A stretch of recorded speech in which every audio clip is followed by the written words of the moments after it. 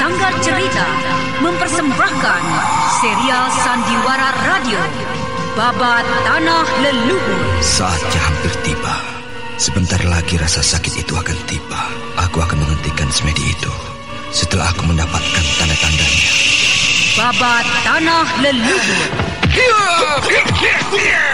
sebuah kisah kolosal dari tanah leluhur ratusan tahun yang silam di tanah Pasundan, yang diwarnai dengan kekerasan, ambisi, keserakahan, iri dan dengki, serta cita-cita dan cinta anak manusia. Kau belum juga mengatakan siapa pembunuhnya. Aku akan memberikan balasan yang setimpal padanya. Babat Tanah Leluhur. Naskah disusun oleh Tisar Sponsen. Ide cerita Cece Suhyar. Teknik dan montase Yadi Enos. Musik oleh Haris Sabar dengan sutradara Thomas Ake. Babat Tanah Leluhur didukung oleh artis-artis Sanggar Prativi. Chris Urspon sebagai Raden Sakapal Waguna, Mucus sebagai Kilanjo, Herman sebagai Arit Lungkap, A.P. Burhan sebagai Surembangan, dan pembawa cerita Neni Sumardi. Pada kisah yang lalu diceritakan, naga sanca atau galuntang setelah mendapat petunjuk dari Kisudra, lalu melangkah ke arah barat mencari laki-laki yang memakai ikat kepala ulung dan berkalung bahar. Sementara itu, lelaki aneh ketika memandang kotak perak berisi sepasang tusuk konde emas, seakan-akan melihat sang dewi, Kangjeng Ratu Pulau Majeti di Laut Kidul. Lamunannya pun melambung ke dasar lautan.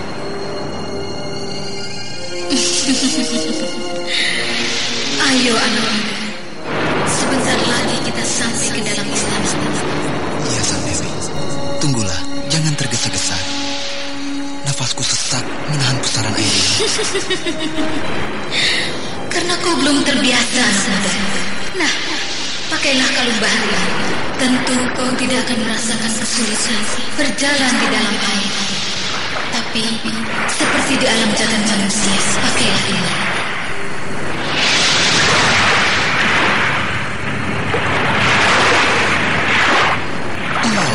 Kalung ini pas sekali kupakai. Terima kasih, Sang Dewi. Nah, sekarang kau akan bebas mengarungi lautan ini. Sekarang, marilah kita masuk ke dalam pusaran air ini.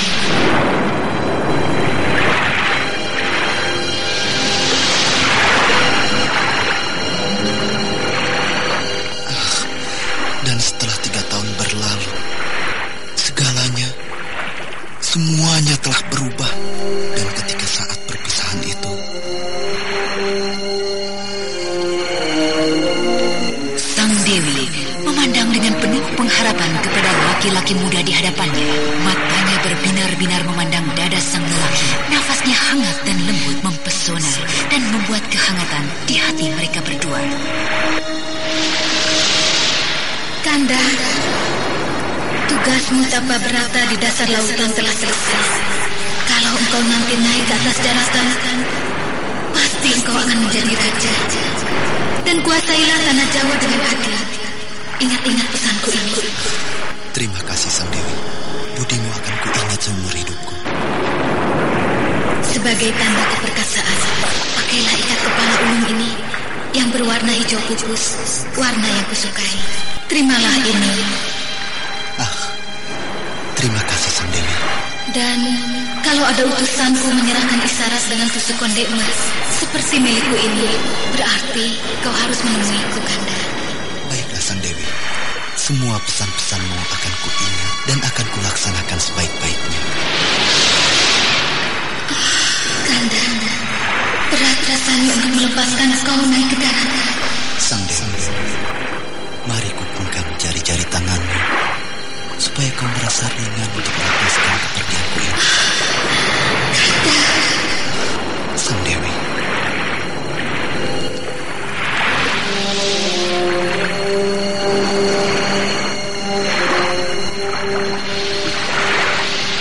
Kemudian, tangan Sang Dewi bertaut dengan sepasang tangan Sang Jejaka. Maka mata hati mereka yang bicara soal keindahan dilambari dengan detak-detak kenangan yang manis. Setelah itu, perlahan-lahan dan pasti, Sang jejaka mengecup kening sang Dewi. Ya, kehangatan pun menjalar ke seluruh pori-pori jantung. Air mata sang Dewi membasahi dada jejaka. Itulah seberkas perjalanan api kasmaran. Kemudian dengan menunggang pusaran gelombang dan prajurit-prajurit Segoro Kidul, sang jejaka menuju daratan.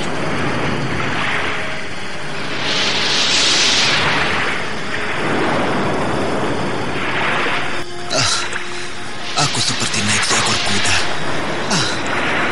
Gelombang ini seperti dikendalikan dari jarak jauh. Negeri sang Dewi kini tidak kelihatan. Yang kulihat hanyalah hamparan lautan yang membiru.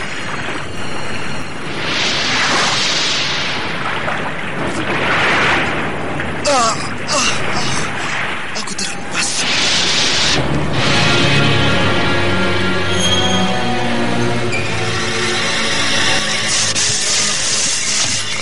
Astaga. Aku tadi melamun. Gara-gara kotak perak yang berisi sepasang tusuk konde ini, pikiranku hanyut dalam lamunan. Aku mulai mengantuk.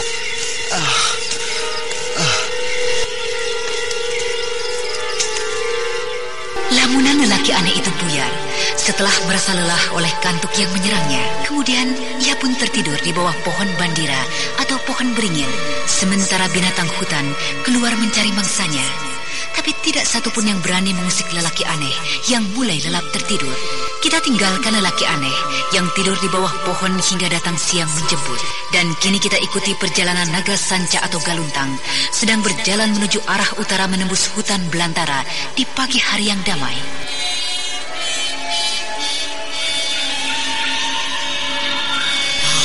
Siang malam hingga siang lagi, aku terus berjalan. Tapi satu orang pun belum aku jumpai. Apakah aku tidak salah jalan? Aku dengar ada orang sedang menebang pohon. Arahnya sebelah sana. Perjalananku tidak sia-sia. Akhirnya aku menemukan juga manusia di hutan yang lebat ini.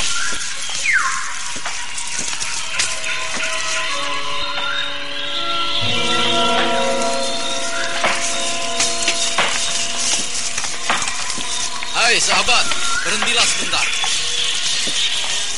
Ada orang datang. Maaf, saya mengganggu. Tidak apa, Kisanak. Apakah kau tersesat di hutan ini? Tidak, sahabat. Tapi saya ingin bertanya, kemanakah arah utara yang sebenarnya? Oh, utara. Ke sana, Kisanak. Apakah Kisanak akan bertapa ke sebuah gua? Tidak, saya sedang mencari laki-laki yang memakai ikat kepala ulung dengan kalung bahar di lehernya. Oh, aku tidak melihatnya. Kalau begitu sebaiknya Kisanak singgah saja dulu ke gubukku. Siapa tahu anak saya pernah melihat laki-laki yang Kisanak maksudkan itu. Ayo, mari ke gubukku. Tapi bukankah sahabat sedang menebang pohon-pohon ini? Saya mengganggu kerjamu. Saya hanya menebang satu pohon untuk dibuat tiang penyangga. Ayolah, mari, jangan sungkan-sungkan Kisanak. Iya.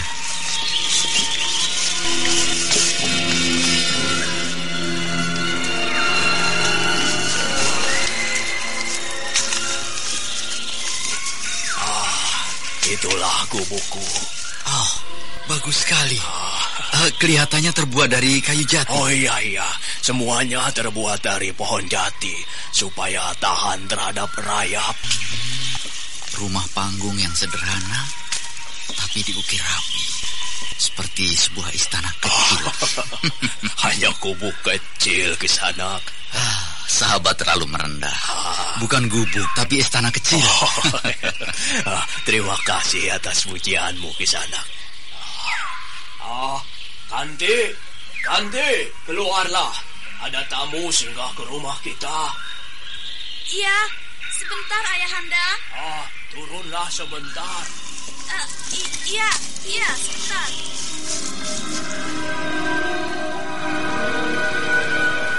Oh, selamat berkunjung Tuan Muda. Silahkan naik ke atas panggung gubuk kami ini. Terima kasih Nona. Ayahmu yang mengundangku datang berkunjung. Iya. Nah, Kanti, sediakan minuman segar untuk tamu kita, serta buah-buahan yang lezat, ya. Jangan merepotkan diri, sahabat. Saya hanya singgah sebentar, lalu meneruskan perjalananku ke arah utara mencari laki-laki yang kucari. Pamali menolak rezeki, biar sedikit yang sudah kami tawarkan harus dicicipi, Kisanak. Terima kasih. Wah, saya disambut seperti tamu besar saja. Untuk mencari persahabatan itu sulit, Kisanak.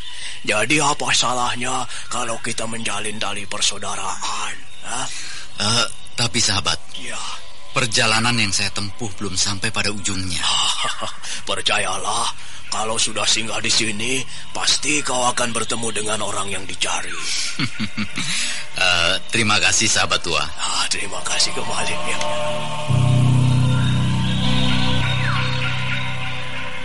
Tuan, terimalah hidangan sederhana ini dari kami.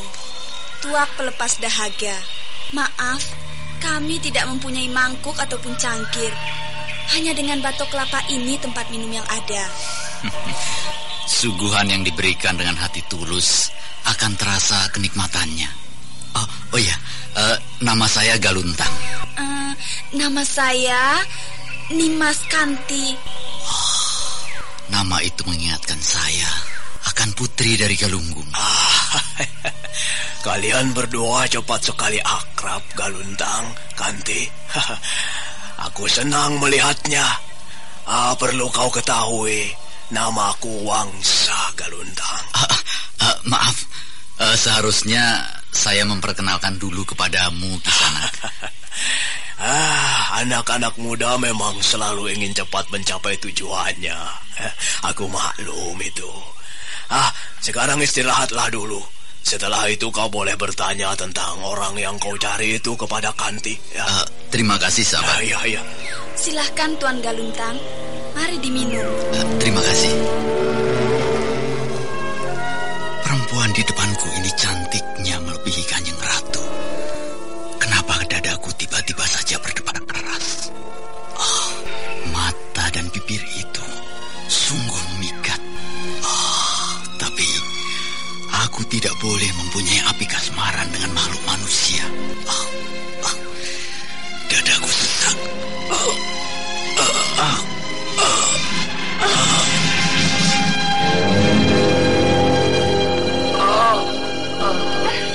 Tuan Galuntang. Iya.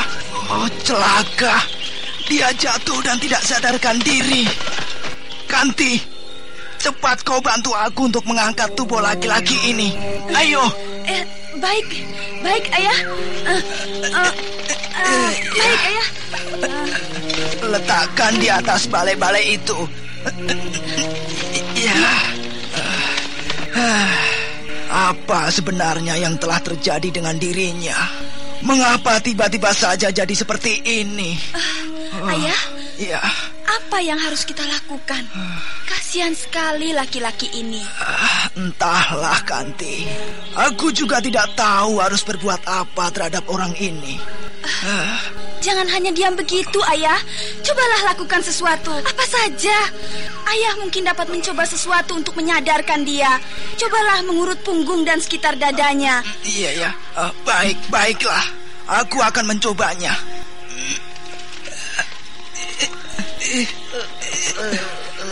Lihatlah itu, Ayah. Ia sadar kembali. Kau itu Kanti. Nona Kanti.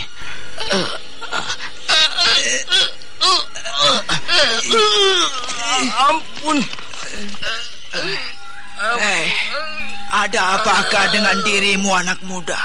Kenapa kau tiba-tiba saja mengejutkan kami dengan rasa sakit yang tiba-tiba itu? Aku tidak apa-apa. Tidak. Hanya rasa sakit yang biasa. Sakit lama yang menyerang kembali. Tapi tadi Tuan menyebut-nyebut Sang Dewi. Siapakah Sang Dewi yang Tuan maksudkan? Mengapa Tuan kelihatannya begitu ketakutan? Tidak sama sekali. Saya tidak apa-apa. Sudahlah, Kanti. Kau tidak boleh mendesak orang seperti itu. Ayo, mintalah maaf kepadanya. Tidak perlu Nona Kanti minta maaf pada saya. Dia tidak bersalah sedikit pun.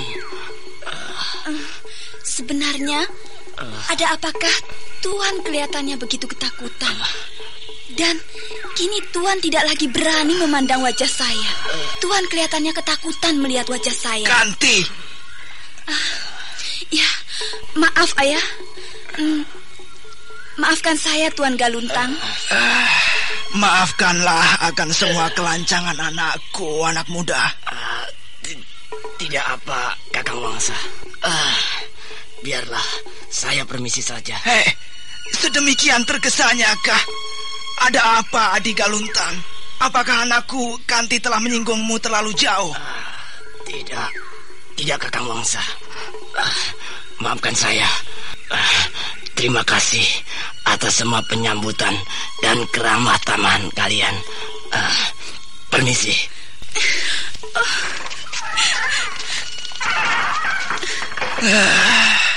Anak itu terlalu dimanja sejak kecil oleh almarhum ibunya. Dan dia menjadi piatu sejak 1 tahun yang lalu. Sikap saya telah menyinggung perasaannya. Tolonglah Kakang katakan padanya bahwa saya tidak bermaksud untuk menyakitinya. Juga katakan padanya bahwa saya mempunyai satu persoalan yang sangat pelik dan sukar untuk dimengerti.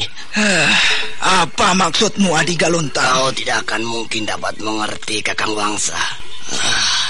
Sudahlah, selamat tinggal.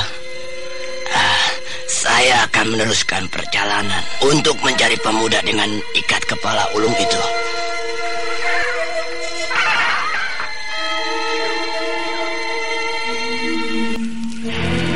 Laki-laki penebang kayu yang mengaku bernama Wangsa itu mengikuti sahabat yang baru saja ditemuinya, yang mengaku bernama Galuntang. Dan ketika tiba di halaman rumahnya, di bawah tangga rumah panggungnya,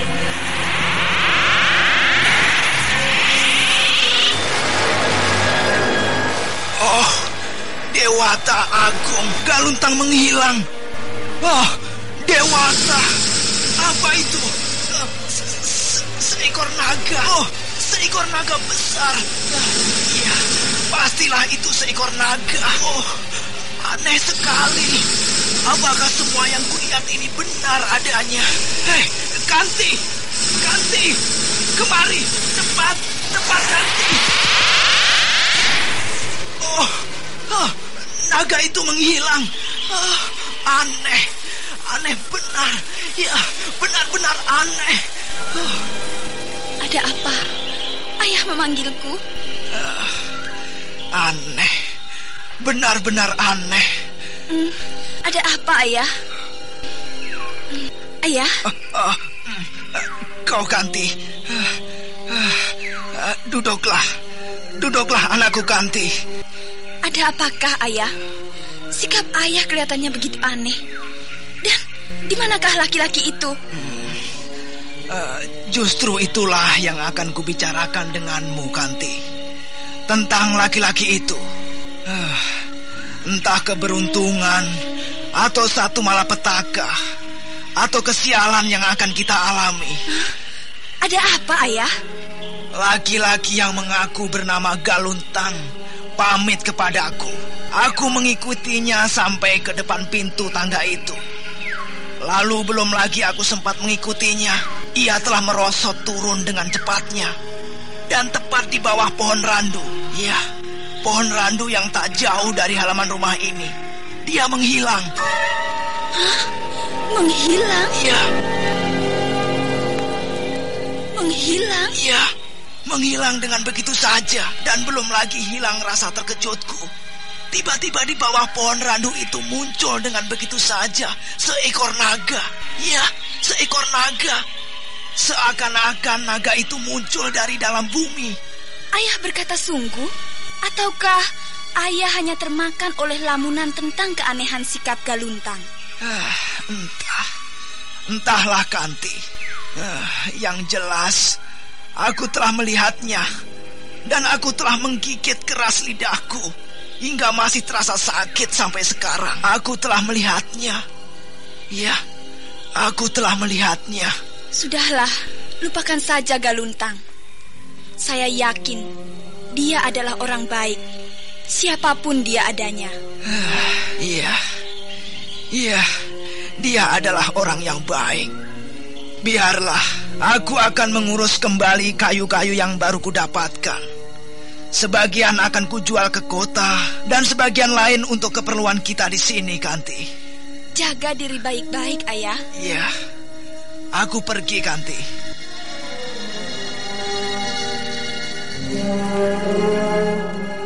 Pohaci, putri Ki Wangsa dari pinggiran hutan kecil, memandangi ayahnya yang menuruni anak tangga rumah panggungnya. Setelah tubuh ayahnya lenyap di balik semak-semak, pikirannya kembali diikat oleh bayang-bayang Galuntang, laki-laki yang menarik perhatiannya. Sementara itu, Galuntang sendiri tengah duduk di bawah pohon besar, bersandar sambil mulutnya berkemak-kemik memohon maaf pada Kangjeng Ratu junjungannya. Oh, Sang Dewi, maafkanlah hamba. Maafkanlah hamba yang tidak bisa menguasai diri ini, yang telah melanggar tata susila kerajaan Majeti. Wanita itu adalah bukan dari kaum kita. Maafkanlah hamba, Kanjeng Ratu. Aku harus kembali menjalankan tugas dari Kanjeng Ratu untuk menyampaikan tusuk konde emas ini pada anak muda yang mengenakan ikat kepala ulung dan berkalung bahar. Ya, aku tidak boleh membuang-buang waktu lagi.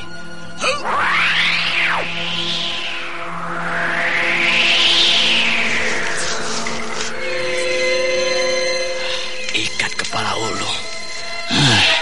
Seorang anak muda mengenakan ikat kepala ulung sedang tertidur di bawah pohon pandira. Diakah anak muda itu? Juga lehernya berkalung bahar. Ya, pastilah dia orangnya. Aku merasakan hawa kekuatan hebat tersembunyi di dalam tubuhnya. Pastilah ini orang yang kucari.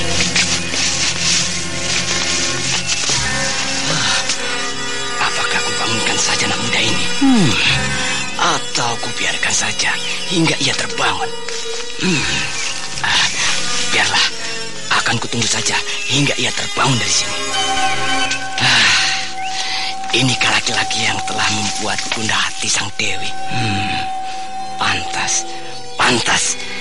Ia adalah seorang pemuda tampan dan nampak perkasa. Udara di sini demikian sejuknya. Kukira tidak ada salahnya jika aku tidur beberapa saat. Ya, kukira aku dapat bangun selama anak muda itu bangun dari tidurnya.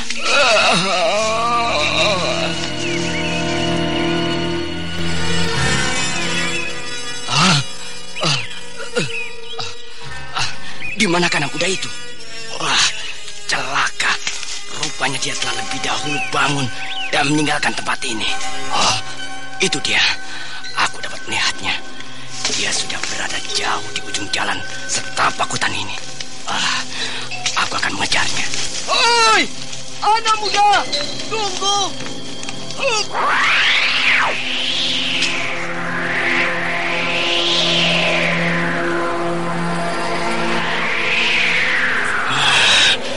Kurang ajar. Agaknya anak muda itu mengajak bermain-main denganku. Ayo, larilah sekuatmu anak muda. Sebentar lagi aku akan mencandakmu.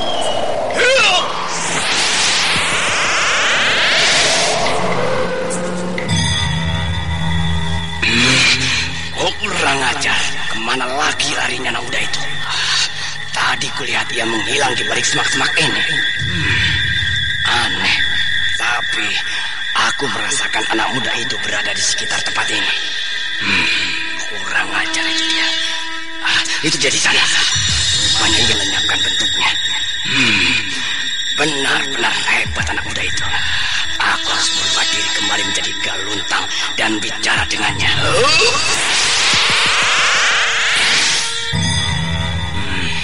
Anak muda yang hebat, kemarilah. Aku tahu kau berada di sana. Tampakkanlah dirimu.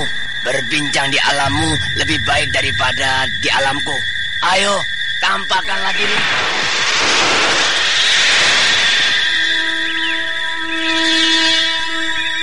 Ada apakah paman mengejar-ngejar aku, mencari aku hingga bersusah payah menunggu aku tidur? Anak muda yang hebat. Aku kagum kepadamu. Pantaslah Kanjeng Ratu tertarik padamu, tergila-gila padamu. Apa maksud paman? Aku adalah utusannya. Aku diperintahkan Kanjeng Ratu untuk menyampaikan pesannya, yaitu menyampaikan ini. Tusuk konde emas. Apakah Sang Dewi ingin agar aku menemuinya? Kukira begitu. Datang dan penuhilah pesannya. Baiklah, paman. Aku akan memikirkannya. Tapi jika boleh ku tahu, siapakah paman? Mengapa selama 3 tahun aku di kerajaan Majeti, aku tidak pernah mengenal dan mengetahui tentang diri paman? Baiklah, kau akan segera mengenalku. Tapi aku juga sekaligus memohon pamit karena tugasku kini telah selesai. Selamat tinggal. Agaknya dia adalah Paman Sanca. Paman Naga Sanca. Ya, aku hanya mendengar namanya saja disebut-sebut Sang Dewi. Paman Naga Sanca merupakan panglima perang dari kerajaan Majeti. Tusuk konde emas. Maafkan Sang Dewi. Aku akan segera menemuimu. Tapi bukan saat ini. Aku harus mencari dan menjumpai ayahku dulu di Gua Larang. Kini 3 tusuk konde emasnya di tanganku. Entah laki-laki mana yang telah memadu kasih dengannya.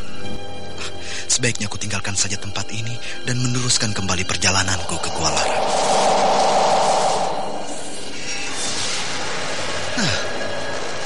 Apa yang terjadi? Mengapa tiba-tiba saja langit menjadi mendung? Secara tiba-tiba aku merasakan hawa kekuatan gaib yang teramat luar biasa hadir di sekitar tempat ini.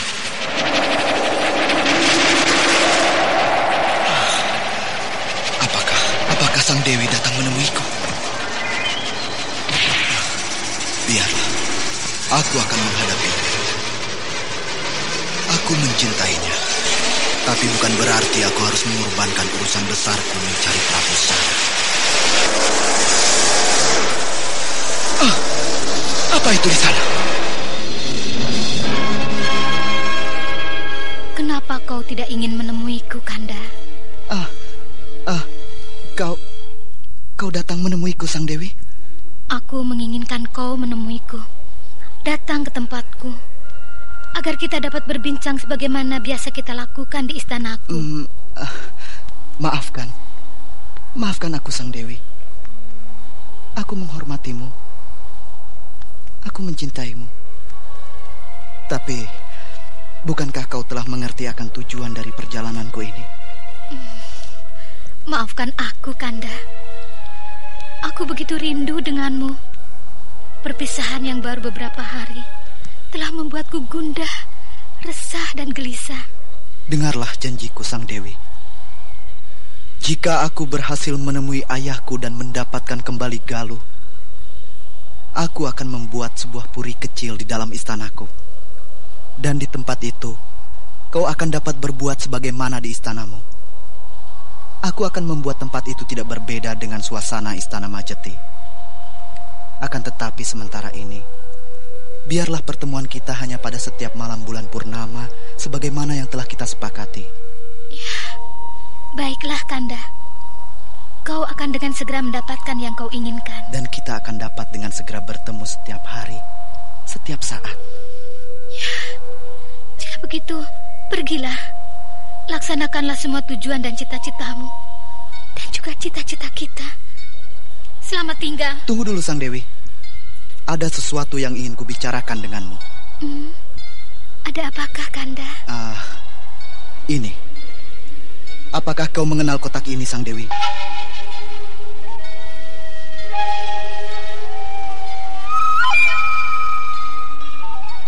Apakah kau mengenal kotak ini? Tentu saja aku mengenalnya, Kanda. Kotak itu menyimpan kenangan manis buatku. Kenangan manis masa lalu. Maksudmu, apakah kenangan manis dengan seorang laki-laki sebagaimana dengan diriku? Ya, kenangan manis bagaimana dengan dirimu. Kenangan manis masa lalu. Akan tetapi semua cerita tentang kotak itu telah hilang. Masa dan kurun ini adalah untukmu, untuk kita berdua. Berangkatlah, laksanakan semua tugas dan cita-citamu. Kau akan berhasil. Dan simpan baik-baik tusuk konde emas yang baru kau dapatkan itu. Baiklah Sang Dewi. Selamat tinggal. Untuk sementara, kita akan bertemu pada setiap purnama.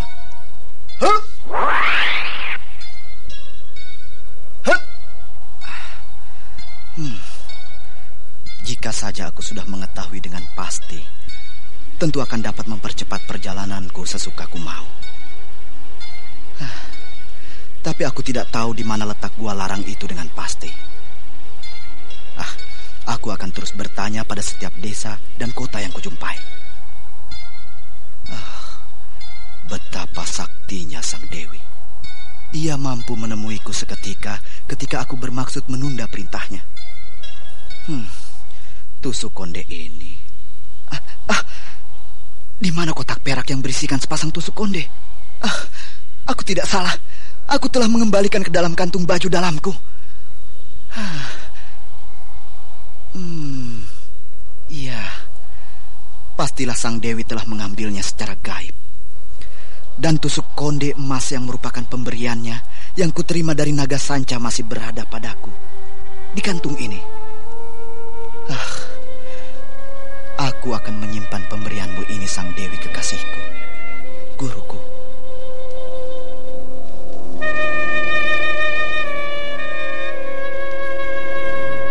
Malam pun tiba. Anak muda dengan ikat kepala ulung terus saja berjalan menembus kegelapan menuju utara. Bagaikan tidak mengenal arti lelah, ia berjalan terus hingga pagi hari.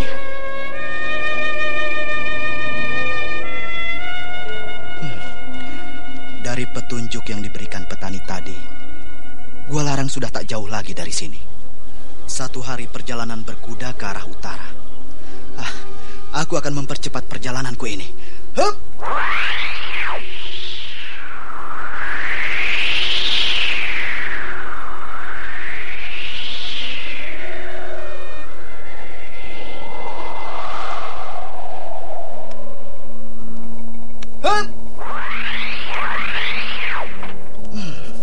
Itu ada seseorang yang dapat memberiku petunjuk. Kisanak, tunggu.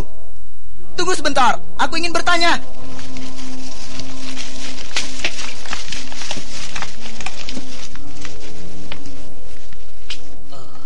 Ada apakah kau memanggilku, anak muda? Aku ingin bertanya sedikit. Di mana letak gua larang, Paman? Gua larang? Iya. Untuk apakah kau mencari tempat itu, Kisanak? Aku ingin mencari seseorang di sana. Apakah di padepokan gua larang? Iya. Kau mengetahuinya, Paman? Siapakah yang hendak kau cari itu? Seorang muridnya kah? Ataukah kau ingin berguru di sana? Aku ingin mencari seseorang, Prabu Sana. Apakah kau mengenalnya? Prabu Sana. Bolehkah aku tahu apa keperluanmu dengannya?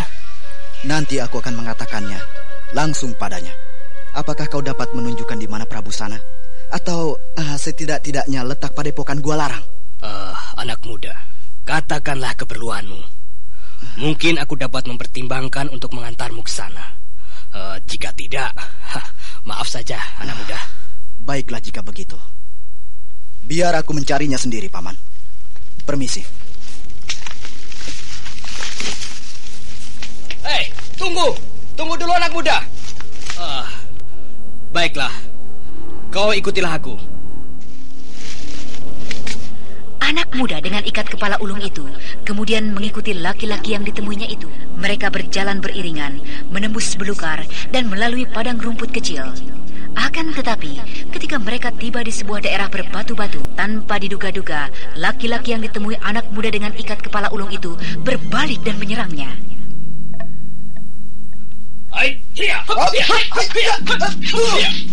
Tunggu, Paman. Kenapa kau tiba-tiba menyerangku? Aku harus meringkusmu, anak muda. Dan ini adalah perintah.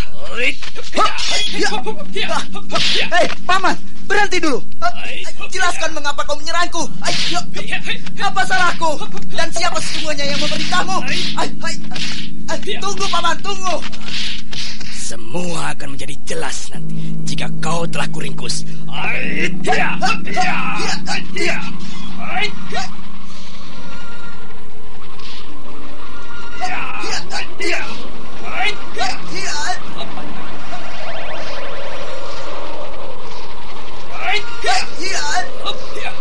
Oh, sungguh hebat kepaduan anak muda ini. Siapakah dia sesungguhnya? Maafkan aku, Paman. Aku terpaksa membuatmu tidak berdaya. Aku harus segera dapat bertemu dengan Prabu Sana, orang yang kucari itu. Katakanlah, Paman, jika memang Paman mengetahui di mana letak Gua Larang. Aku tidak akan mengatakannya. Sebaiknya kau tinggalkan saja tempat ini. Batalkan niatmu ke Gua Larang. Kenapa bisa begitu? Aku bermaksud baik, Paman. Aku tidak bisa kau dustai. Bunuhlah aku jika kau mau. Bunuhlah. Tapi kau tidak bisa mendapatkan keterangan itu. Apakah memang benar kau tidak akan mengatakannya, Paman? Iya. Aku tidak akan mengatakannya. Sekalipun aku menyakiti dirimu? Iya. Aku tidak gentar dengan kematian dan penderitaan. Jangan ganggu orang itu.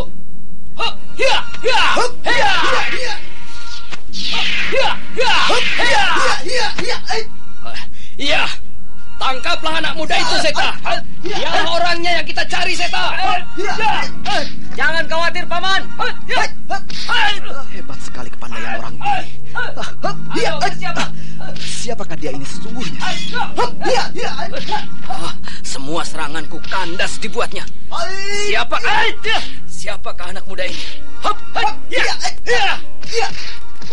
Aku akan mencobanya dengan kincir metu tingkatan 10 yang baru kukuasai.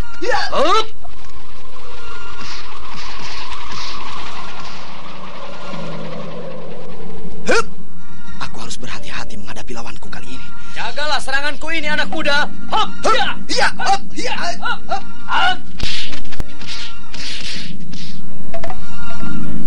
Raden Setakling mencoba untuk mendesak, menekan anak muda berkalung bahar dan berikat kepala ulung. Akan tetapi, serangan-serangan dari kincir metu tingkatan ke-10 yang seakan-akan mengurung dan tidak memberikan peluang untuk lepas, tidak juga berhasil menekannya. Pemuda itu bagaikan menggunakan kekuatan angin, bergulung-gulung mengikuti arah putaran dan serangan Raden Setakling. Dengan demikian, semua serangan murid dari Resi Wanayasa menjadi tidak berarti sama sekali, sampai akhirnya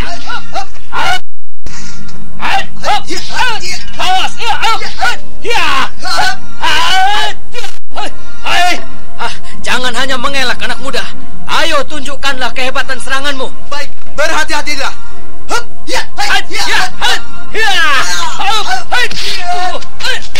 Wah, gila. Serangannya benar-benar benar-benar luar biasa. Apakah ini? Raden Setakling menjadi pontang-panting menghadapi serangan dari anak muda yang mengenakan ikat kepala ulung. Angin tajam yang menggiriskan seakan-akan menyayat seluruh bagian tubuhnya. Untuk beberapa saat, Raden Setakling hanya dapat melompat ke sana kemari, berusaha menghindarkan serangan lelaki aneh itu. Sampai akhirnya, terdengar bentakan hebat yang disusul oleh berkelebatnya sebuah bayangan memasuki arena pertempuran itu.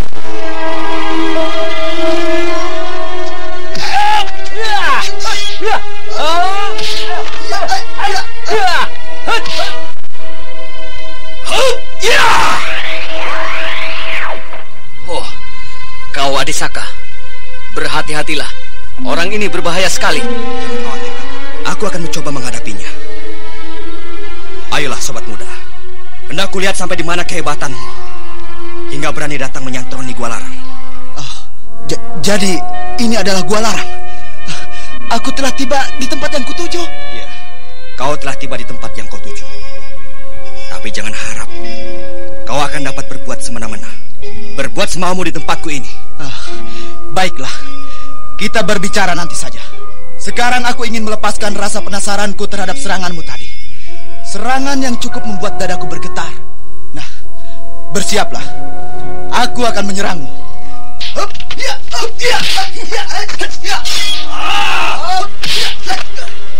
Kini itu Kakang Seta tidak berarti menghadapinya. Karena itu, aku akan langsung mengeluarkan Aji Jala Sukma. Akan kucoba ilmu saktiku itu untuk menghadapinya.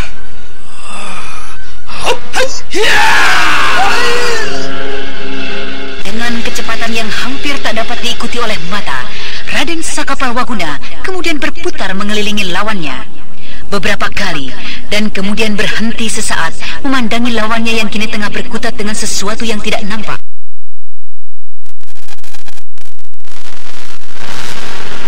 Kekuatan aneh apakah ini? Kekuatan ini seakan-akan merupakan tali gaib yang panas dan mengikat diriku.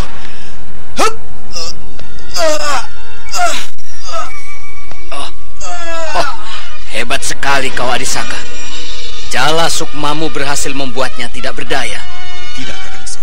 Belum berhasil. Lihatlah. Seharusnya ia sudah lemas tak bertenaga. Luar biasa sekali.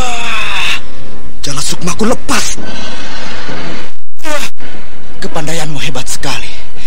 Tapi sekarang kau harus mencoba menerima serangan.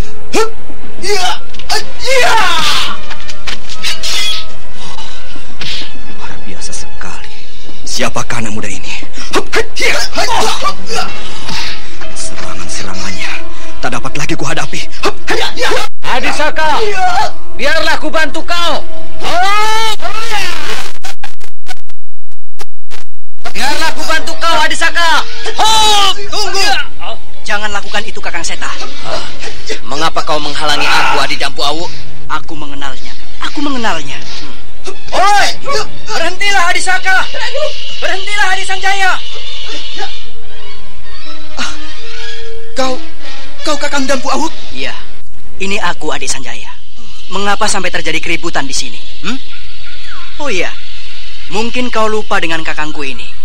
Ini adalah Kakang Sakapalwaguna. Dia pernah datang menghadapmu di Istana Galuh. Iya, memang rasa-rasanya aku pernah berjumpa dengannya. Kau hebat sekali, Kakang Saka. Tuan Pangeran memiliki ilmu teramat luar biasa. Saya mengaku kalah. Maafkan atas semua kekasaran sikap kami berdua. Dan ini adalah kakangku Seta Keling. Aku yakin Adik Sanjaya pernah mendengar cerita tentang kakangku ini. Tentu saja. Bukankah kakangmu Seta Keling adalah yang tertua dari kelompok Ning Sewu yang terkenal itu? Adik Sanjaya terlalu memuji. Tidak, aku tidak mencari-cari. Memang, sesungguhnya lah kakangmu Seta Keling dan Sakapalwaguna adalah dua orang muda yang memiliki kepandaian luar biasa. Hei, di manakah kakak Wulan? Aku tidak melihatnya. Apakah dia berada di Gua Larang ini? Adik Wulan saat ini tengah pergi mengembara untuk satu urusan. Oh iya? Marilah Adik Sanjaya. Kau tentu telah rindu pada ayahandamu, kan? Oh, jadi benar dia berada bersama kalian? Iya, dia berada di sini. Marilah temui ayahandamu.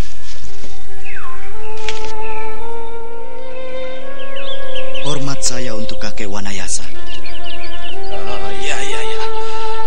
Aku terima hormatmu, cucu. Duduklah sebentar di sini. Harap kau maklum, tempat ini terlalu kotor dan kurang menyenangkan. Kakek salah. Tempat ini begitu menyenangkan. Walaupun teramat sederhana, tidak seindah istana, tapi bersih dan demikian segarnya. Sejuk dan seakan-akan sebuah tempat para dewa. Seakan-akan swarga loka.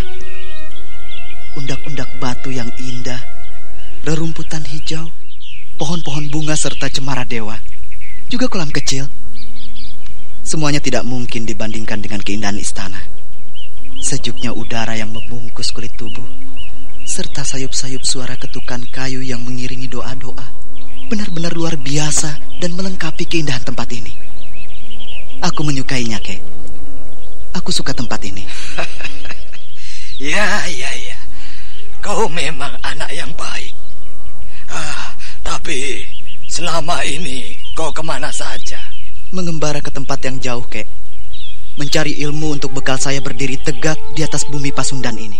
Iya. Kau adalah dari kaum ksatria.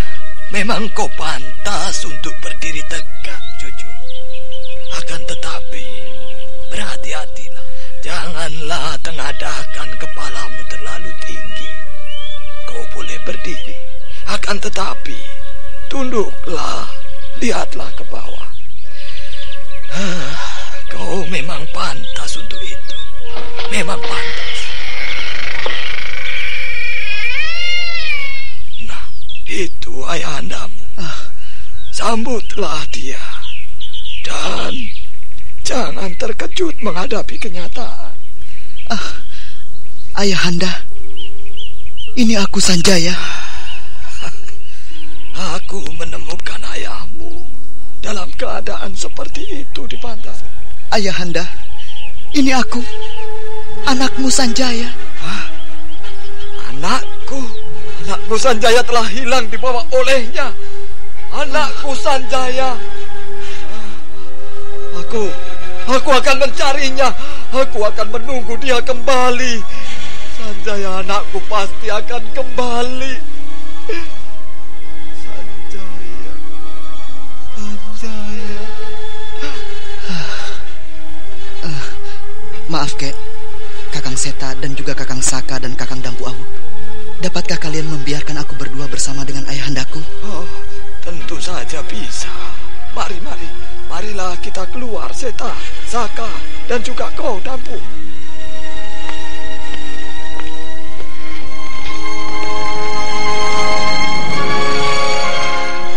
Agaknya ini semua adalah karena dan perbuatan dari Sang Dewi yang ingin menyembunyikan keadaanku.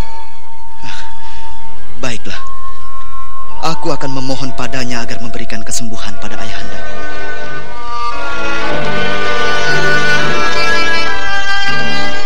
Raden Sanjaya kemudian mengeluarkan tusuk konde emas pemberian dari Sang Dewi penguasa Segara Kidul dan kemudian meletakkan tusuk konde emas itu di hadapannya. Dan kemudian tanpa melepaskan pandangannya pada tusuk konde emas itu, Raden Sanjaya memusatkan perhatiannya pada Sang Dewi. Ada apa kau panggil aku, Kanda? Ayahandaku Sang Dewi. Aku minta kau segera mengembalikan ingatannya. Bukankah ini semua adalah perbuatanmu? Ya, benar itu adalah perbuatanku. Tapi satu hal yang harus kau ketahui, bahwa aku tidak pernah mengganggu ayahandamu. Hah? Karena laki-laki di hadapanmu itu bukanlah ayahandamu yang sesungguhnya. Kau demi hubungan kita selama ini, katakanlah bahwa semua kata-katamu tadi adalah dusta. Ya, aku akan menyembuhkannya, Kanda. Aku akan mengembalikan ingatannya. Tapi kuharap kau mau mengerti. Sebagian ingatannya akan hilang. Karena semua itu adalah demi dirimu. Diriku. Diri kita berdua. Lalu bagaimanakah dengan semua kata-katamu tadi? Tentang diriku yang sesungguhnya? Kelak kau akan mendapatkan penjelasan yang sebenarnya. Dari laki-laki itu. Dari laki-laki yang telah kau anggap sebagai orang tuamu. Selamat tinggal. Ada apakah lagi ini? Benarkah kata-kata Sang Dewi? Ayahanda sudah tersadar. Aku tidak boleh mengganggunya dulu dengan pertanyaan-pertanyaanku. Ya, pertanyaan yang mungkin akan membuat dirinya terpukul. Kaukah itu Sanjaya? Sanjaya anakku. Ayahanda, di manakah kita sekarang ini berada? Sanjaya, di manakah kita sekarang berada?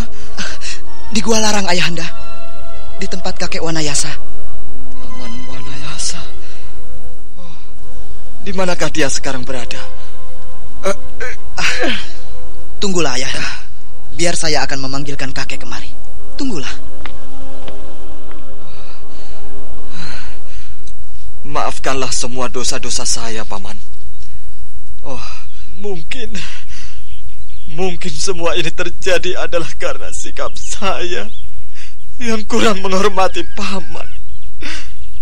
Saya tidak lagi pernah mengunjungi untuk memohon petunjuk paman. Tidak, kau tidak bersalah. Semua yang kau lakukan sudah semestinya kau lakukan. Semua kejadian yang menimpamu memang sudah semestinya menimpamu, nak. Takdir yang widi tak dapat kita hindari. Semua yang terjadi memang semestinya terjadi. Sekarang adalah bukan masamu lagi. Apa kini yang akan kau lakukan? Tidak ada. Tidak ada. Iya, tidak ada, paman. Sekalipun untuk memuja akan kebesaran sesembahanmu. Jika itu akan saya lakukan, saya akan memohon paman menerima saya di tempat ini untuk belajar mengenal lebih dekat pada Hyang Widi yang Maha Kuasa. Iya. Baiklah. Dan untukmu akan kuperintahkan muridku untuk membuatkan sebuah patung siwa untuk sesembahanmu. Terima kasih, paman. Terima kasih atas semua kebaikan paman. Ayahanda, apakah ayahanda tidak berhasrat lagi untuk kembali ke Galuh? Saya akan merebutnya kembali, ayahanda. Saya akan mempersembahkan mahkota dan singgasana Galuh kepada ayahanda. Apakah itu mungkin, anakku? Tanpa pasukan yang banyak, tanpa dukungan dari para raja. Saya akan mendapatkannya, ayahanda. Saya akan mempersembahkan Galuh. Percayalah, ayahanda. Ikutlah dengan saya. Mustahil, anakku. Tidak mungkin itu semua akan terjadi. Ayahanda, saya sanggup untuk menjatuhkan dan mengalahkan semua kekuatan terbesar di Galuh. Saya sanggup untuk mengalahkan Paman Prabu Sora serta semua pengikutnya yang betapapun saktinya. Ikutlah Ananda, ayahanda. Marilah kita kembali ke Galuh. Sanjaya, cucuku.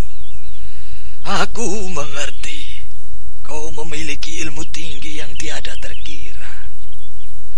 Aku telah mendengar cerita dari muridku Seta dan Saka.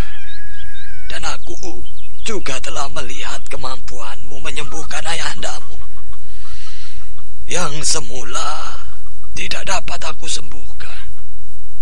Tapi untuk mendapatkan kembali Galuh bukanlah satu hal yang mudah. Demikian juga untuk mengembalikan sikap ayahandamu itu. Ayahandamu sudah memutuskan untuk melepaskan semua sikap dan keinginan duniawinya. Biarkanlah ia membentuk sikap barunya. Biarkanlah ia menentukan jalan hidupnya.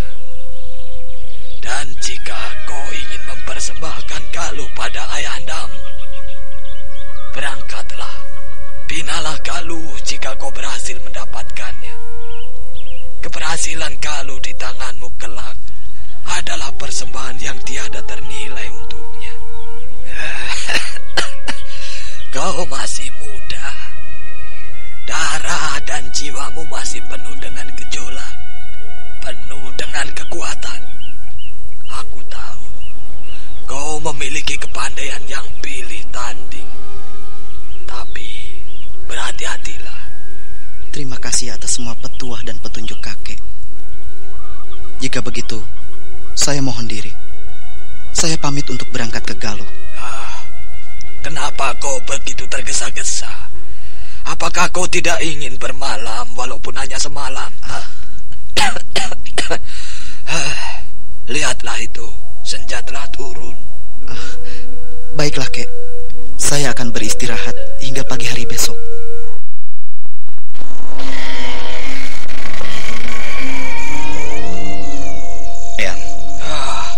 Ada apa, Saka? Duduklah. Iya. Ada apa? Ayo, duduklah. Dan mari kita bicarakan jika memang kau mempunyai satu persoalan. Eyang, saya ingin pergi mengembara. Ingin meninggalkan padepokan ini. Maafkan saya, Eyang. Hah? Mungkin kau akan menjumpai Wulan di Galuh. Berangkatlah dengannya. Dan dengan demikian, tujuanmu menjadi lebih pasti. Biarlah besok pagi aku yang akan membicarakannya dengan Sanjaya.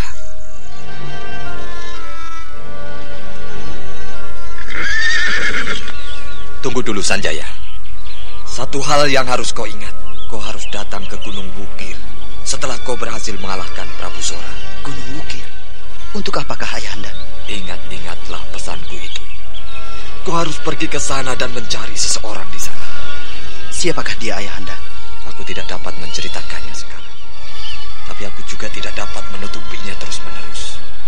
Kau harus mencari seorang wanita yang bernama Sanaha di Gunung Wukir. Sanaha? Siapakah dia, Ayahanda? Sudahlah, berangkatlah Sanjaya. Kelak semuanya akan menjadi jelas. Semuanya akan menjadi terang.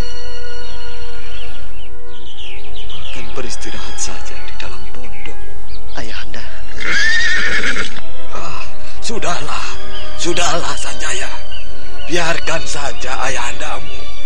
Berangkatlah segera. Doaku menyertaimu. Pastilah semua itu ada hubungannya dengan cerita Sang Dewi semalam. Tentang asal-usul. Baiklah. Saya berangkat, Kek. Mari Kakang Saka. Aku pergi, Kakang Seta. Kakang Dampu Awu. Iya.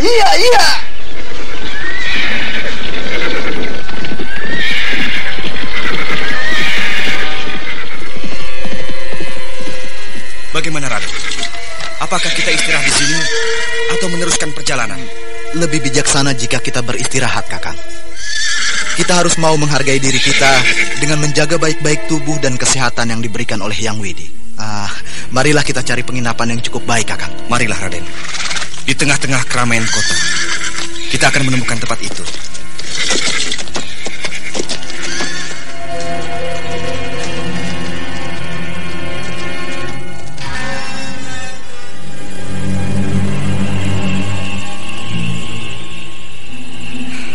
Selamat malam, Paman. Apakah masih tersedia sebuah kamar kosong untuk kami berdua? Oh, tentu kami telah menyiapkannya. Mari Raden. Ya, tunggu dulu, Paman. Paman katakan telah menyiapkannya. Ya, kami telah menyiapkannya. Seseorang telah memesan kamar yang terbaik untuk tuan berdua. Tidak mungkin, Paman. Paman telah salah menduga. Berikanlah kami kamar yang lain. Mana mungkin kami salah melihat. Tuanlah pasti yang dimaksudkan. Tapi kami tidak pernah mempunyai seorang kawan di tempat ini. Berikanlah kamar kosong yang lain. Maaf, tidak ada lagi kamar kosong di tempat kami, Tuan. Satu-satunya kamar kosong baru saja dipesan beberapa saat yang lalu untuk Tuan berdua. Paman, siapakah orang itu, Paman? Maaf, saya tidak mengenalnya. Dan dia memberikan uang untuk membayar ongkos menginap serta makan Tuan untuk beberapa hari. Ya, Raden, apakah Raden mempunyai seorang sahabat atau keluarga di sekitar kota ini? Tidak, Kakang. Kukira tidak ada salahnya jika kita nikmati pemberian orang itu. Baiklah, Paman. Kami terima kamar itu. Bukankah begitu jauh lebih baik Tuan dapat segera beristirahat di tempat terbaik di kota ini dan dengan tanpa membayar? Mari, saya antarkan Tuan berdua ke kamar itu. Mencurigakan sekali. Sangat mencurigakan. Bagaimana mungkin? Ada apa, Kakang Saka? Mungkinkah kamar ini mereka yang menyiapkan? Siapa, Kakang? Kelompok pengemis tongkat merah. Tongkat merah? Woi, keluarlah kalian! Keluar cepat! Apa urusanmu mengganggu kami yang sedang istirahat? Ternyata tidak salah dugaan mereka. Ya, kau pastilah salah satu dari murid Padepokan Gua Larang. Benar. Aku adalah murid dari Padepokan Gua Larang. Ada apa? Ikutlah bersama kami. Pemimpin kami, penguasa kota ini ingin bertemu dengan kalian. Raden Sakapalwaguna termenung sesaat. Dia tak tahu harus bersikap bagaimana. Kemudian murid dari Padepokan Gua Larang itu memandang pada Raden Sanjaya seakan-akan ingin meminta pendapat. Tapi anak muda yang mengenakan ikat kepala ulung itu masih duduk dengan sikap tak acuh di pinggir pembaringannya. Ayo, bersiaplah. Segera kita berangkat. Maaf, aku mempunyai urusan yang harus kuselesaikan. Dan lagi aku harus beristirahat malam ini. Oi, bersiaplah kalian semua. Kita akan meringkus paksa pemuda ini.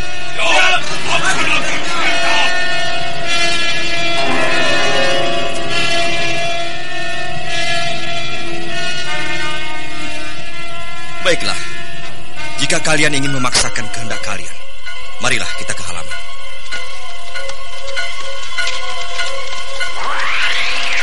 Hoi, jangan lari kau anak muda. Kepung mereka di halaman.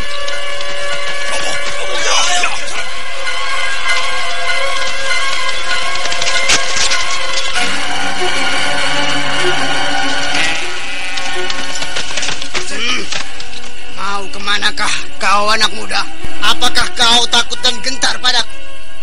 Apakah kau telah mengerti dengan siapa kau berhadapan kini, ha? Kita bertempur di sini. Aku tidak mengenal kalian dan juga pimpinan kota ini.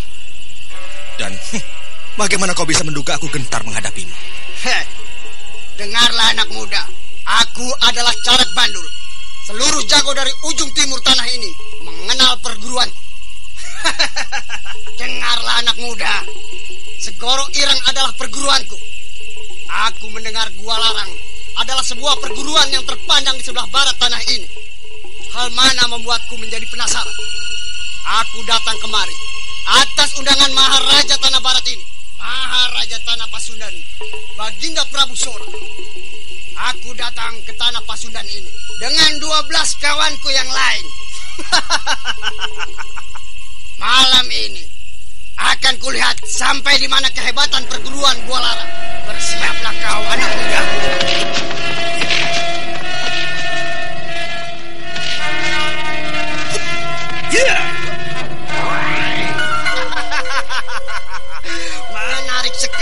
Menarik sekali kepandaian yang kau miliki itu anak muda. Apakah itu kincir metu yang terkenal kehebatannya, ha? Jurus yang baru saja kau rasakan adalah kincir metu. Bagaimana? Sebuah jurus serangan yang mengejutkan dan sukar diduga arah serangannya. Serangan itu keluar dari dalam putaran cepat hingga sukar untuk diduga arahnya. Tapi kau jangan berbangga dulu anak muda. Sebentar lagi kau akan merasakan jurus serangan andalan perguruan, yaitu gelombang hitam.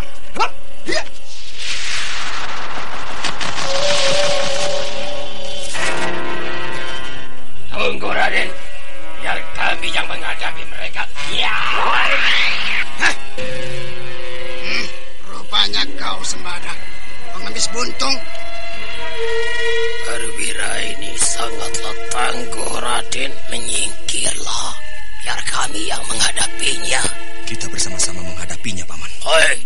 Hei, keluarlah kalian. Lindungi Raden Saka dan sahabatnya di dalam kamar sana.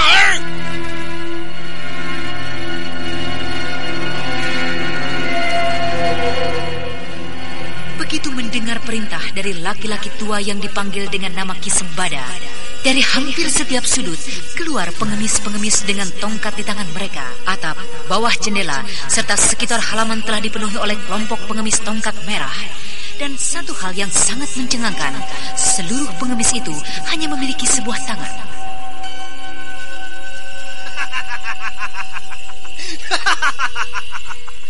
Agaknya kalian kini hendak mencampuri lagi masalah kami, ha? Masalah Galuh. Apakah kalian memang sudah tidak ingin mencari makan lagi di tanah Pasundan ini, ha? Kami tidak ingin mencari permusuhan dengan Segoro Ireng. Tapi jika kalian masih juga hendak mengganggu anak muda ini, kami terpaksa melawan kalian. Pengemis-pengemis buntung, masih ingin berlagak di hadapan Caruk Bandul, ha? Menyingkirlah, cepat, dan aku akan memaafkan kalian. Jika tidak, kukira guru kalian sendiri akan menyesali perbuatan kalian ini, ha? Tidak, kami akan mati demi sahabat. Itu adalah sikap kami dari Tongkat Merah. Hei prajurit, bunuh semua pengemis buntung itu. Ya Tuhan, siap.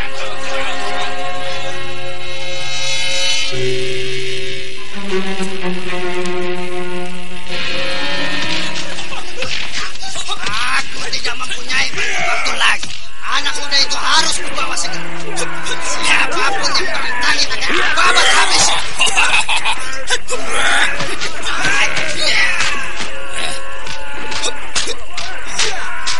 Luar biasa sekali kepandaian pemuda itu. Agaknya Ki Sembada tidak dapat bertahan lagi. Tentu ia akan terlempar keluar arena. Aku harus membantunya.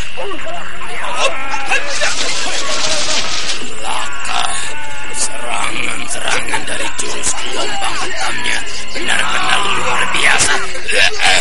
Aku tak dapat bertahan lebih lama lagi.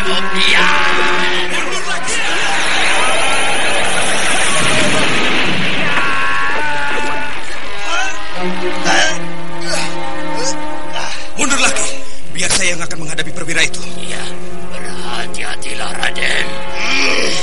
Anak muda, pukulanmu tadi sungguh-sungguh hebat. Sekarang marilah kita coba sekali lagi.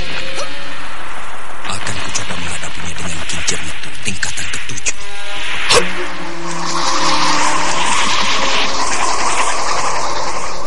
Mampus kau anak muda.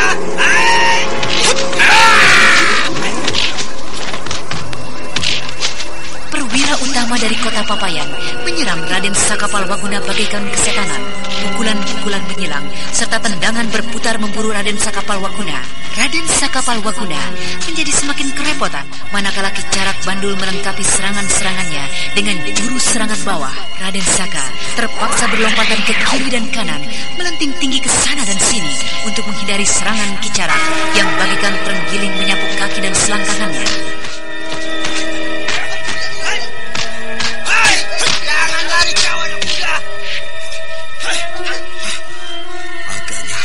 Jika hanya mengandalkan kincir metu tingkatan ke-7, aku bukanlah tandingan murid dari Segoro Ireng. Hei, jangan lari kau anak muda. Kau lihat sendiri.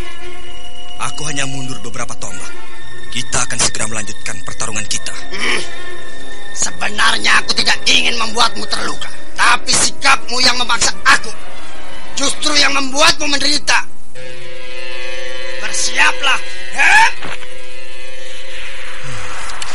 Akan kuhadapi perwira dengan Adi Jala Sukma.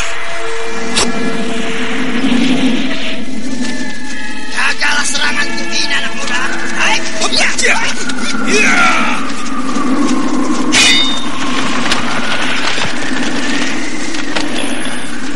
Ilmu apakah itu? Benar-benar biasa murid Tuha Larang itu.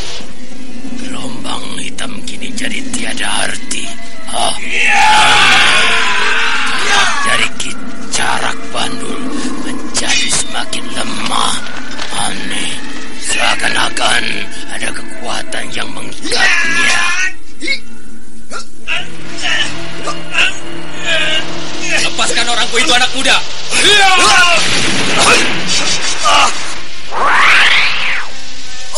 Tuan Resi. Kepandaianmu benar-benar hebat anak muda. Apakah kau benar murid dari Gua Larang? Benar. Aku adalah murid dari Resi Wanayasa. Bagus. Jika demikian, tidak salah pengamatan dari petugas sandiku. Apakah kau penguasa dari kota Papayan ini? Benar anak muda. Lalu apakah maksudmu mengganggu perjalananku? Maafkan orangku yang tidak pandai menghadapi tamu. Maafkan. Mereka aku perintahkan untuk menyambut kedatanganmu. Sekarang, marilah kita berbincang-bincang di gubukku. Marilah anak muda. Maafkan aku. Aku tidak dapat memenuhi undanganmu. Dan lagi kita tidak pernah saling mengenal. Hati-hati Raden. Dia adalah Resi Arumbaka, saudara dari Resi Amista, yang merupakan orang pertama di Galuh. Kepandaiannya sangatlah tinggi, Raden. Kau kira kau kini sudah mengenalku, anak muda? Aku sangat membutuhkan sekali orang-orang seperti dirimu, muda perkasa. Turutlah bersamaku, bersama Galuh, dan kelak kau akan mendapat tempat yang baik di sisi Prabu Sora. Kakang Saka, sebaiknya kita tinggalkan saja tempat ini. Seharian kita melakukan perjalanan. Aku ingin beristirahat dengan tenang. Ayolah. Baik, Raden. Mari, tunggu. Ada apa, Raden? Mengapa tiba-tiba saja Raden menghentikan kuda? Aku terbuai dengan kenikmatan perjalanan bersamamu, Kakang. Hingga aku melupakan bahwa kepergianku ke Galuh adalah kepentinganku semata. Kita berpisah di sini saja, Kakang Saka. Kelak mungkin kita akan berjumpa lagi. Ada apa, Raden? Mengapa kita harus berpisah? Aku kira kau tentu mempunyai tujuan lain meninggalkan Gua Larang, Kakang. Aku tidak ingin melibatkan dirimu dengan urusanku yang teramat berbahaya. Terima kasih kau sudah menemaniku, Kakang Saka. Sesungguhnya lah, Raden. Saya tidak mempunyai tujuan yang pasti. Perjalanan saya ini tidak mempunyai arah tujuan. Saya hendak mencari seseorang, tapi itu entah di mana. Karena itu, biarkanlah saya turut bersama Raden ke Galuh. Aku suka sekali melakukan perjalanan bersamamu. Seorang pemuda yang gagah dan sakti. Tapi perjalanan ini sangatlah berbahaya, Kakang. Apakah hanya sedemikian saja Raden memandang kepada kami dari Gua Larang? Saya tidak takut dan gentar akan bahaya, Raden. Bahaya hampir setiap saat menghampiri kami dalam setiap pengembaraan. Bagus, baiklah. Kau boleh menyertaiku, Kakang Saka. Kau adalah orang pertama yang kuanggap sebagai sahabat dalam pengembaraan pertamaku. Oh, terima kasih, Kakang Saka. Terima kasih.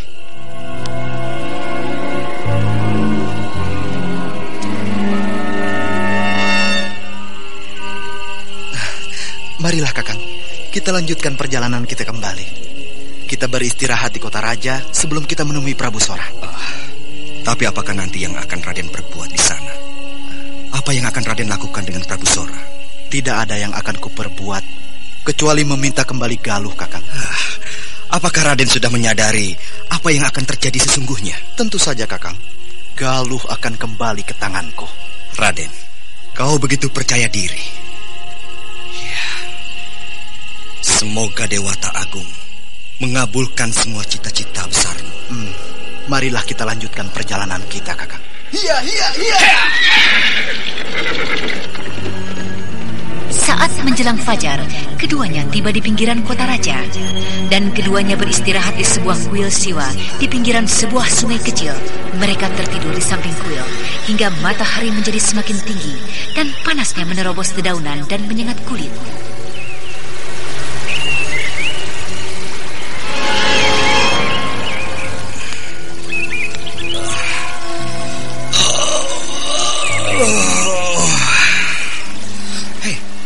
Di manakah Raden Sanjaya? Aku tertidur lama sekali. Sebentar lagi tengah hari. Di manakah Raden Sanjaya? Mungkin Kaya sedang membasuh muka di sungai. Biar kulihatnya. Kukira sungai tidak terlalu jauh dari tempat ini. Riak airnya terdengar jelas. Jalan setapak berbatu ini pastilah menuju sungai. Siapakah itu yang di bawah sana? Memikul dua tempat air besar. Raden Sanjaya. Raden, apa yang sedang Raden perbuat? Untuk apa Raden memikul air ke atas sana? Iya, Aku sudah lama bangun dari tidur. Dan ini, ku perkenalkan kau dengan Nenek Tambi. Nenek Tambi adalah penjaga kuil ini, Kakang. Berterima kasihlah, Kakang. Kita sudah bermalam di dalam kuil yang menjadi tanggung jawabnya. Maafkan kami. Semalam kami tidur tanpa permisi. Dan untuk itu, kami mengucapkan banyak terima kasih. Kalian berdua ternyata adalah dua anak muda yang baik. Aku suka sekali bertemu dengan kalian. Semoga Siwa Agung merestui dan memberikan keselamatan kepada orang baik seperti kalian. Kita akan dapat segera melanjutkan perjalanan, Kakang, jika kau membantu mengisi kolam besar di kuil itu. Biarkan saya mengisinya, Raden. Kau akan dapat menemukan 2 buah tempat air di balik pohon besar tak jauh dari tempat kita tidur semalam, Kakang.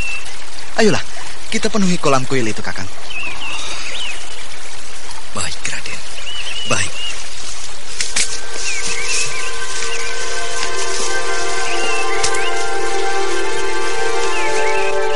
Tidak kusangka sikap dan ambisinya yang nyaris mendekati sikap angkuh dan sombong itu adalah rasa percaya diri yang sebenarnya.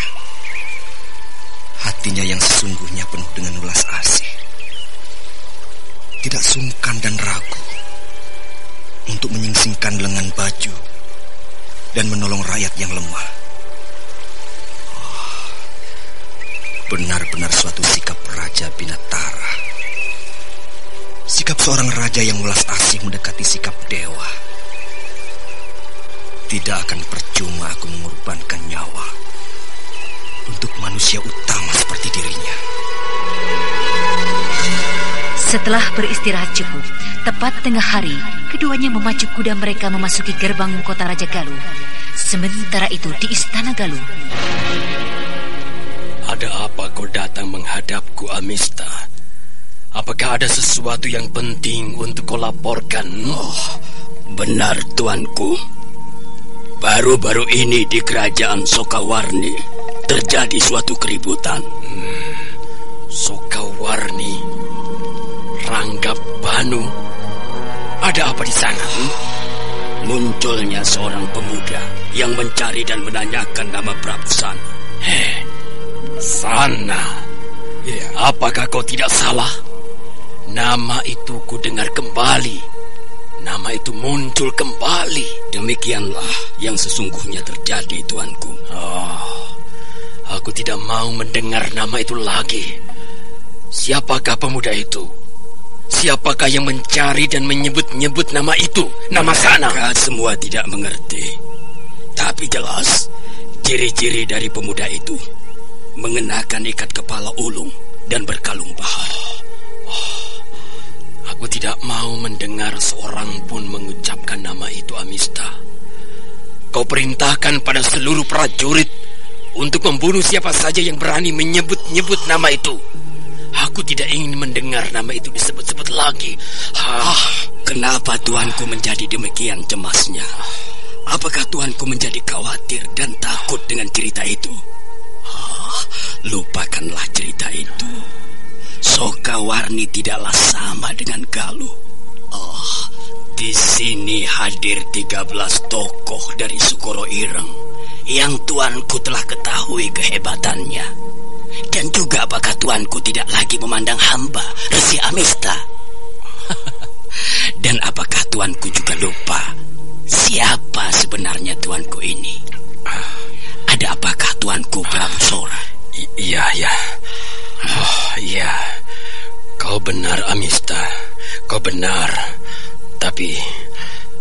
Tapi mimpiku tadi malam dan cerita yang kau bawa ini benar menghantuiku. Mimpi? Tuanku seorang raja. Seorang maharaja yang menguasai tanah Pasundan ini masih saja dapat diganggu dengan mimpi yang hanya merupakan bunga tidur. Mimpiku itu, Amista. Aku telah berjumpa dengan pemuda yang kau katakan itu. Pemuda dengan ikat kepala ulung dan berkalung bahar. Benarkah demikian, tuanku? Iya. Di hadapan pemuda itu, segala kekuatan dalam diriku seakan-akan lenyap, tidak berarti. Iya. Sudahlah, lupakan saja tuanku. Siapapun dia akan kita hadapi. Percayalah, Galuh saat ini merupakan puncak dari kekuatan di tanah Pasundan ini. Jika ada yang ingin mencoba-coba untuk menggempur, mereka harus mempunyai kekuatan lebih dari 100.000 prajurit dan harus memiliki kekuatan dewa untuk mengalahkan kita.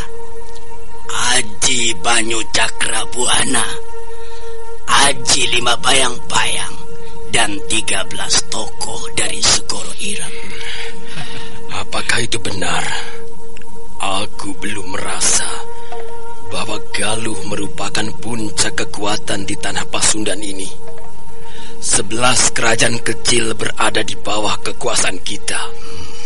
Akan tetapi, ada beberapa kerajaan yang masih di luar Galuh, dan mereka telah berlindung dan bernaung di bawah duri, di bawah kekuatan yang tidak mungkin dapat kita gempur. Karang Sedanakah maksud tuanku? Iya.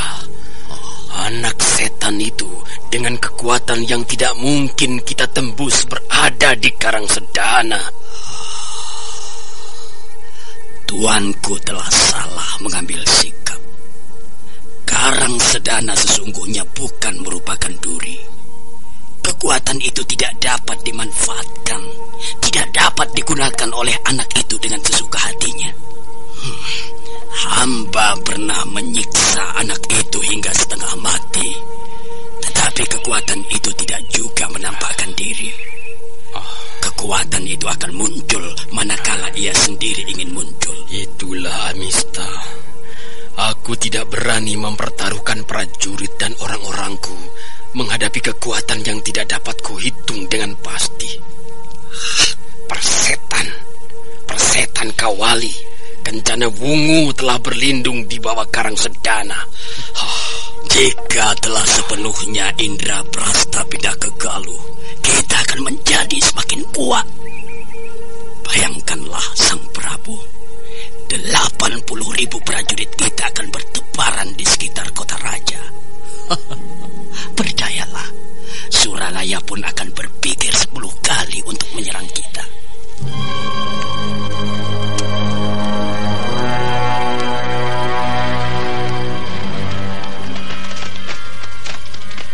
Ampun beribu ampun tuanku, hamba membawa berita penting. Ada apakah pengawal? Berita apa yang kau bawa? 2 orang muda berada di halaman istana dan memaksa ingin menghadap tuanku. 2 orang muda. Siapakah mereka? Dan apa keperluannya ingin menghadapku? Ampun tuanku, hamba tidak tahu siapa mereka sesungguhnya. Apakah salah seorang di antara anak muda itu mengenakan ikat kepala ulung dan berkalung bahar? Biarlah tuanku. Saya yang akan menemui kedua anak muda itu. Tuanku tunggulah di tempat ini. Mari pengawal. Tunggu dulu pengawal. Kau belum menjawab pertanyaanku. Apakah salah seorang di antara mereka mengenakan ikat kepala ulung dan berkalung bahar? Saya kira tuanku tidak perlu merisaukan mimpi tuanku. Hei pengawal, jawab pertanyaanku. Benar tuanku. Janganlah tuanku pikirkan tentang mimpi dan firasat yang tuanku reka sendiri. Biarkanlah saya yang akan menyelesaikan anak muda itu. Aku harus menemuinya.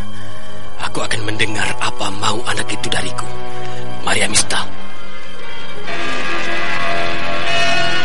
Prabu Sora bersama dengan Resi Amista segera beranjak dari Paseban Agung menuju halaman istana. Sementara belasan orang prajurit dan salah seorang pemuda tersebut kini tengah mengangkat dan membangunkan tubuh seorang dayang yang tengah berlutut.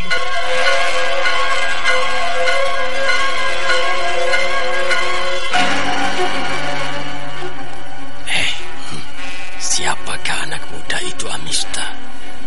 Mengapa para pelayan dalamku menghormatinya sedemikian rupa? Mereka adalah pelayan dalam dari istana ini.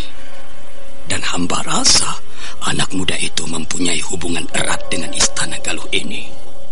Hei, menyingkirlah kalian semua!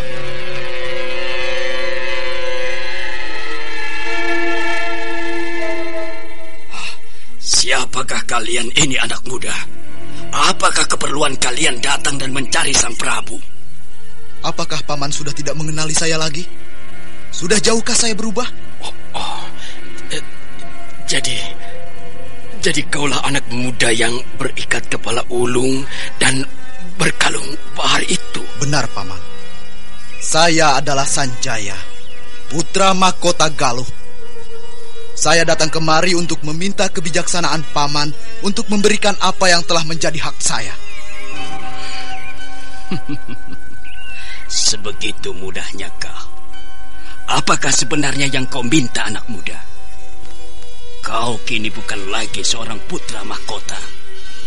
Kedatanganmu justru adalah mengantarkanmu pada kemalangan, pada malapetaka. Maaf. Aku sedang berbicara dengan pamanku Prabu Sora. Aku tidak mempunyai urusan denganmu, hai orang asing. Anak malang. Kau akan kugantung di alun-alun kota raja. Hei pengawal, tangkap mereka! Segera secara serentak, belasan pengawal dalam yang memiliki kepandaian tinggi bergerak bersiap untuk menyerang Raden Sanjaya dan Saka Palwaguna.